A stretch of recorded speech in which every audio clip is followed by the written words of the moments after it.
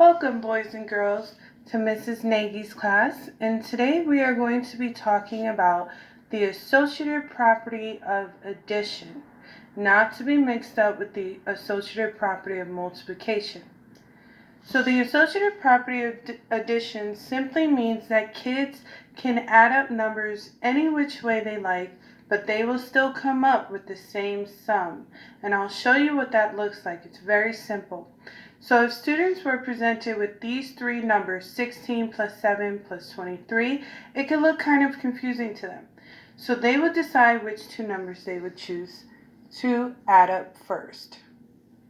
So, for example, if they decided to add up 16 plus 7, they would come up with the number 23.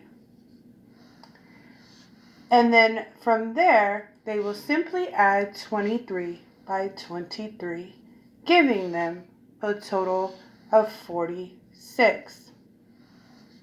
However, if the students decided instead to add up 7 plus 23, they should still come up with the same number as 46. So we know that 23 plus 7 equals 30. And we will plus 30 by 16, giving us the same total of 46. So once again, associative property just means that you can add up any two numbers in a group of 3 or more and get the same answer. Now I will say that when I teach my students how to add 3 or more numbers together, I like to keep it simple. I tell them to change this from a horizontal line to a vertical line. And what that looks like is 16, 7, and 23. And I always encourage them to only add up two numbers at a time. So they will take 16 plus 7,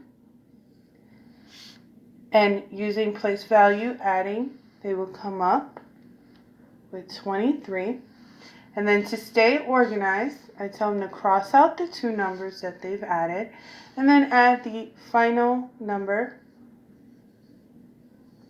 And using place value to add, they know that 3 plus 3 equals 6 and 2 plus 2 equals 4. Depending on your student's skill level, they may be able to add the three numbers all together.